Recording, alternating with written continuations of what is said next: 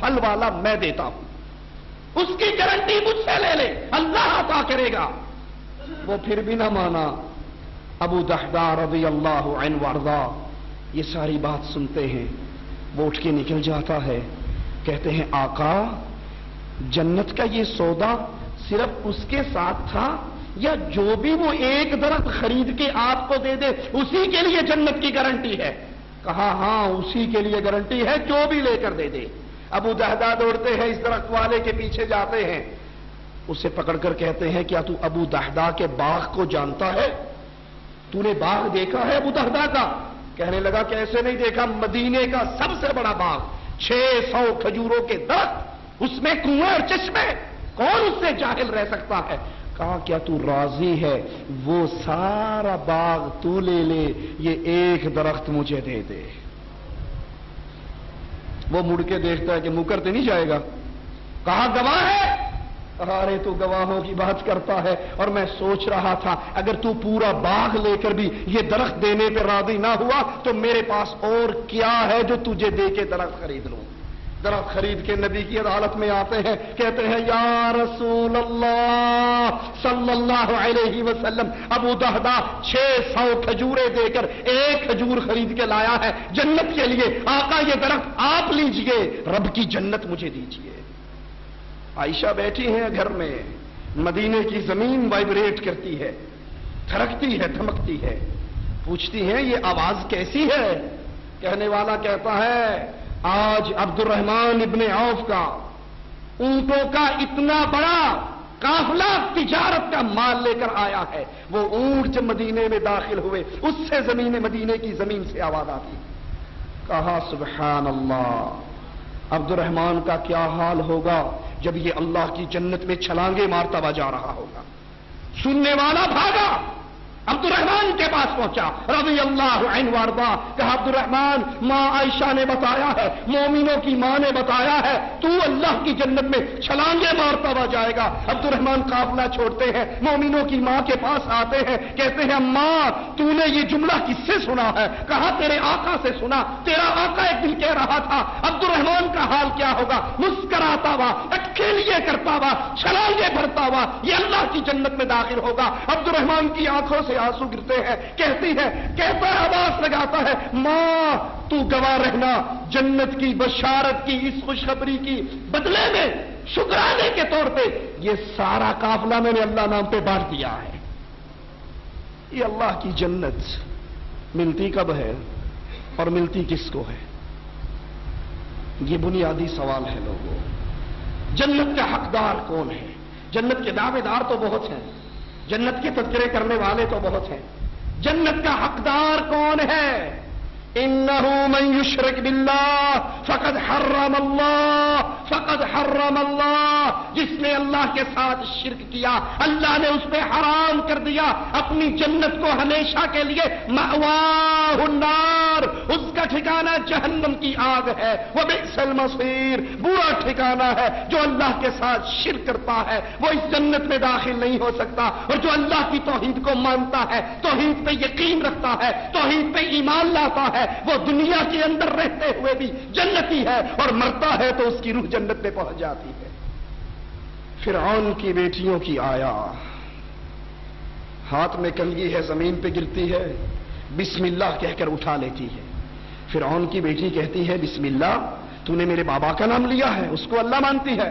کہا نہیں، ربی و ربو کی، تیرا اور میرا وہ اللہ ہے۔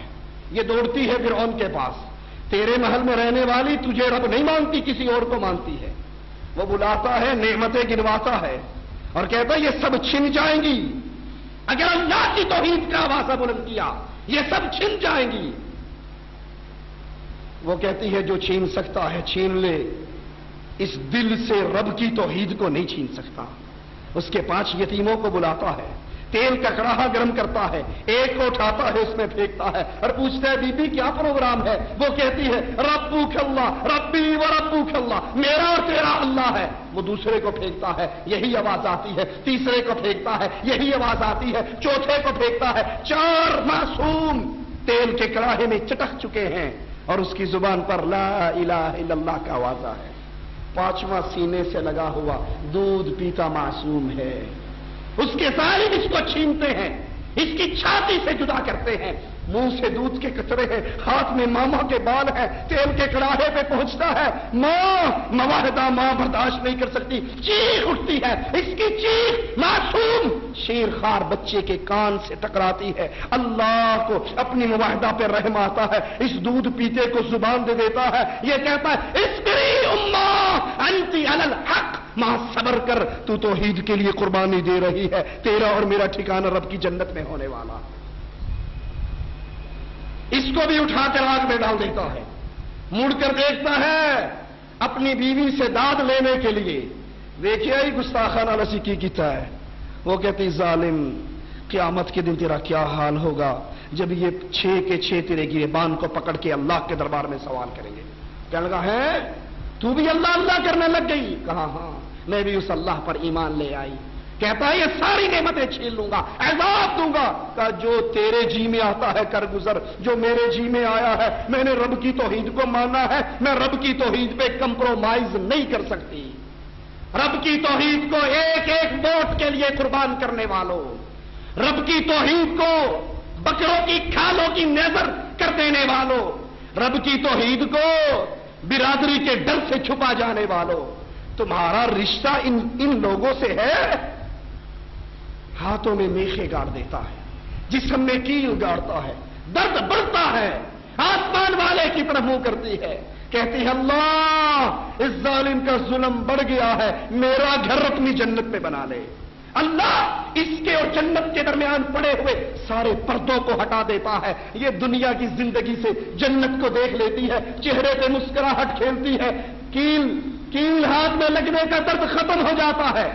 فرعون اپنے ساتھیوں سے کہتا ہے انظروا الی هذه المجنونہ، اس پاگل کو دیکھو، میں اس کے ہاتھ میں میخے گاڑ رہا ہوں اور یہ مسکرا رہی ہے، کیونکہ یہ توحید کی وجہ سے اللہ کی رحمت سے اللہ کی جنت کو دیکھ چکی۔ یہ جنت ملنی کس کو ہے؟ جس نے لا الہ الا اللہ پڑھنے کے بعد اللہ کی توحید کو سمجھا۔ اگر وہ گناہگار بھی ہے، اللہ کی رحمت سے گناہ معاف ہو جائیں گے اور جنت میں داخل ہوگا۔ دلیل کیا ہے؟ میرے نبی صلی اللہ علیہ وسلم فرماتے ہیں ایک شخص لایا جائے گا قیامت کے دن، اس کے گناہوں کے 70 رجسٹر ہوں گے، ایک رجسٹر جہاں تک نظر کام کرتی ہے وہاں تک پڑا ہوگا۔ یہ کہے گا اللہ مارا گیا، ایک رجسٹر اتنا بڑا ہے اور یہ 70 ہیں، میرا کیا بنے گا؟ مالک کہے گا تیری ایک نیکی ہمارے پاس ہے، آج تیرے ساتھ ناانصافی نہیں ہوگی۔ میزان لگے گا 70 رجسٹر ایک پلڑے میں، اور ایک نیکی ایک چھوٹے سے کاغذ پہ، چھوٹے سے بطاقے پہ لکھی ہوئی، اور وہ نیکی کیا ہے؟ نماز پڑھتا تھا، روزے رکھتا تھا، حج کرتا تھا، زکات دیتا تھا، جہاد کرتا تھا۔ نہ جہاد کی نیکی، نہ نماز کی نیکی، نہ روزے کی نیکی، نہ حج کی نیکی، کیونکہ یہ حج تو مشرکین مکہ بھی کرتے تھے، زکات مشرکین مکہ بھی دیتے تھے، صدقہ ابو جہل بھی کر لیا کرتا تھا، قربانی ابو جہل بھی کر لیا کرتا تھا، روزے ابو جہل بھی رکھتا تھا، عمرہ ابو جہل بھی کرتا تھا، بیت اللہ کا طواف ابو جہل بھی کرتا تھا، بیت اللہ کی تعمیر ابو جہل بھی کرتا تھا، حاجیوں کی خدمت ابو جہل بھی کرتا تھا۔ یہ نیکی نہیں ہے جب تک لا الہ الا اللہ ان نیکیوں کی بنیاد میں نہ آ جائے۔ لا الہ الا اللہ ہے تو نماز قبول، لا الہ الا اللہ ہے روزہ قبول، لا الہ الا اللہ ہے جہاد قبول، اور جو جہاد لا الہ الا اللہ کی بنیاد کو ہٹا کر کشمیر بنے گا پاکستان یا کسی اور ٹکڑے کے لیے لڑا جائے، رب محمد کی قسم وہ جہاد نہیں ہے، وہ نیکی نہیں ہے، کیونکہ اس کی بنیاد میں لا الہ الا اللہ نہیں۔ 70 رجسٹر ایک پلڑے میں، ایک چھوٹا سا ٹکڑا ایک پلڑے میں، اور اس پہ لکھا ہوا ہے لا الہ الا اللہ۔ یہ بندہ مشرک نہیں تھا، یہ غیر اللہ کا پجاری نہیں تھا، یہ اللہ کے علاوہ کسی کو داتا نہیں کہتا تھا، گنج بخش نہیں مانتا تھا، غوث اعظم نہیں مانتا تھا، بری کرنے والا نہیں مانتا تھا، اولاد دینے والا نہیں مانتا تھا، رزق دینے والا نہیں مانتا تھا، خزانے دینے والا نہیں مانتا تھا، مشکل کشا، حاجت روا، غوث اعظم، غریب نواز، بندہ پرور، صرف ایک اللہ کو مانتا تھا، اللہ کے ساتھ کسی کو شریک نہیں کرتا تھا۔ وہ کہے گا اللہ اتنی سی پرچی اور مقابلہ 70 رجسٹروں سے، میں مارا گیا آج میرا کچھ نہیں بنے گا، میزان لگے گا، ترازو لگے گا، اللہ کا نام لا الہ الا اللہ 70 رجسٹروں سے تولا جائے گا، سارے گناہ ہلکے ہوں گے، توحید کا عقیدہ بھاری ہوگا، یہ اللہ کی جنت میں داخل ہوگا۔ آئیے جنت میں جانے کا ارادہ ہے تو رب کی توحید کو سمجھیے۔ سب سے پہلی توحید، ابو جہل نے آ کر پوچھا تھا صف لنا ربک، اپنے رب کی صفات بیان کرو، من ای جنس ہوا، ام ہوا من فضہ ام ہوا من ذہب۔ اے محمد صلی اللہ علیہ وسلم، آپ کا رب سونے کا ہے، چاندی کا ہے، کیسا ہے، اس کی صفات تو بیان کرو۔ مالک نے صفات بیان کی۔ سب سے پہلی صفت اللہ کی کیا ہے؟ قل هو اللہ احد۔ اللہ کتنے ہیں؟ 2 3 4 5 نہیں، قل هو اللہ احد، اللہ ایک ہے۔ اللہ اپنی ذات میں اکیلا ہے، تنہا ہے، یکتا ہے، وہ 2 نہیں ہے۔ اللہ کا بیٹا ہے؟ یہودیوں نے کہا عزیر ابن اللہ، عزیر اللہ کا بیٹا ہے۔ عیسائیوں نے کہا عیسی ابن اللہ، عیسیٰ اللہ کا بیٹا ہے۔ کفار مکہ نے کہا فرشتے اللہ کی بیٹی ہے۔ قرآن نے آواز لگائی تکاد السماوات یتفطرن من وتنشق الارض وتخر الجبال هدا ان دعوا للرحمن ولدا۔ قریب ہے آسمان پھٹ جائے، زمین پھٹ جائے، پہاڑ ریزے ریزے ہو جائے۔ ان ظالموں نے اللہ کا بیٹا بنا لیا۔ اللہ کا کوئی بیٹا، اللہ کا کوئی جز، اللہ کا کوئی ٹکڑا نہیں ہے۔ اللہ اپنی ذات میں اکیلا ہے۔ یہ پہلا سبق ہے توحید کا، جن کو مشرکین مکہ نے بلایا، جس کو یہودیوں نے بلایا، جس کو عیسائیوں نے بلایا۔ کسی نے 2 اللہ مانے، کسی نے 3 اللہ مانے، کسی نے بے شمار اللہ مانے، کسی نے 5 اللہ مانے۔ آج کلمہ پڑھنے والوں کی کیفیت بھی کوئی مختلف نہیں ہے۔ آپ نے آواز نہیں سنی کبھی الصلاۃ والسلام علیکہ یا نور من نور اللہ؟ سنا یا نہیں سنا؟ لاہور والوں، ہم نے لاہور میں ہی سنا۔ لاہور کی ایک مسجد کے خطیب نے معراج کا سفر بیان کرتے ہوئے کہا، سی ڈی ہمارے پاس موجود ہے، جو دیکھنا چاہے دکھا سکتے ہیں۔ کہا جب معراج کا سفر شروع ہوا، اللہ کے نبی مسجد اقصی سے نکلے، بشریت کا چولا وہاں پہ اتار دیا۔ وہ کہتے ہیں نبی بشر نہیں ہے، بشریت کے چولے میں آئے ہیں۔ وہی جو مستوی عرش تھا خدا ہو کر اتر پڑا مدینے میں مصطفیٰ ہو کر۔ بیتے دی گال نہ کرمائی، بابا بلے شاہ کا شعر ہے، بیتے دی گال نہ کرمائی، مینو الف دی سمجھ نہیں آئی، میم دا برخا پا کے احد احمد دے وچ اتر آئی۔ اللہ کا نام کیا ہے؟ احد۔ نبی کا نام کیا ہے؟ احمد۔ دونوں میں ڈفرنس کتنا ہے؟ میم کا۔ وہ کہتا دے تھے نہ پڑھاؤ، میں نے ابھی الف نہیں پڑھا۔ اللہ احد ہے، محمد احمد ہے، میم کی مروڑی کا برخا ہے۔ اللہ خود محمد کی صورت میں زمین پہ آ گیا ہے۔ لا حول ولا قوت الا باللہ۔ یہودیوں نے عزیر کو اللہ کا بیٹا بنایا، عیسائیوں نے عیسیٰ کو اللہ کا بیٹا بنایا، اور آج کلمہ پڑھ کے ہم نے محمد الرسول اللہ صلی اللہ علیہ وسلم کو اللہ کے نور کا ٹکڑا بنایا۔ بلکہ کہا معرفت دیاں گلاں نے تسی نہیں سمجھ دے، بندہ عبادت کر کر کے اتنے اوپر مقام پہ پہنچ جاتا ہے کہ وہ اللہ میں فنا ہو جاتا ہے، فنا فی اللہ بن جاتا ہے۔ کوئی اللہ میں فنا ہو سکتا؟ اللہ کسی میں حلول کر سکتا؟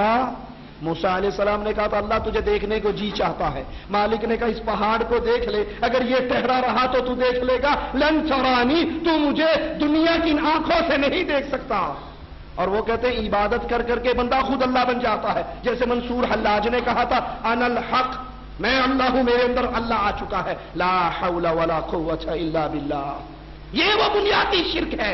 اللہ کی ذات میں ہم نے اللہ کی ذات کو ایک نہیں رہنے دیا۔ وہ بریلوی مولوی صاحب لاہور کے طاہر القادری صاحب فرماتے ہیں جب اللہ کے نبی مسجد اقصی سے نکلے، بشریت کا چولا یہاں اتار دیا۔ جب عرش پہ پہنچے، نورانیت کا چولا یہاں اتار دیا۔ لاہور کا خطاب ہے۔ پھر خاموش ہو کے پوچھتے ہیں خود کہ بشریت ختم ہو گئی مسجد اقصی میں، نورانیت ختم ہو گئی عرش پہ، اب چلے ہیں لامکان کے لیے، اللہ کی ملاقات کے لیے۔ اب بشر بھی نہیں ہے، نور بھی نہیں ہے، پھر کیا ہے؟ پھر خود جواب دیتے ہوئے ایک شعر پڑھتا ہے سرائکی کا، ذرا سننا. کہتا ہے ہیک کے